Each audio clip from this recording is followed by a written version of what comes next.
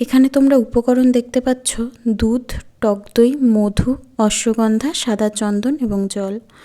বছর শুরু করলাম সিদ্ধিদাতা গণেশ এবং মহাদেবের অভিষেক দিয়ে। গত বছর থেকে আমি আমার এক দাদার কথা অনুযায়ী রুদ্রাভিষেক এবং গণেশ অভিষেক দিয়ে বছর শুরু করছি। আমার মনে হয়েছে সারা বছর ধরেই যে না পাওয়াগুলো ছিল সেগুলো খুবই তুচ্ছ। প্রত্যেকবার মনে হয়েছে মহাদেব হয়তো আমার জন্য আরও ভালো কিছু লিখে রেখেছেন। একটা কোথাও পজিটিভ এনার্জি কাজ করেছে নিজের মধ্যে। আশা করি এই বছরও সেরকম কিছুই হবে আমার জীবনে। গত বছর যে সবথেকে বড় পাওনা ছিল তা এই বছরেও যেন আমি ধরে রাখতে পারি, সারা জীবনের জন্য যেন ধরে রাখতে পারি। সবাই ভালো থেকো। Happy new year 2025। সবার ভালো কাটুক।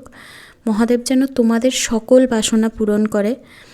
আর তোমরা জানিও প্রথম দিনটা তোমরা কিভাবে কাটালে বছরের।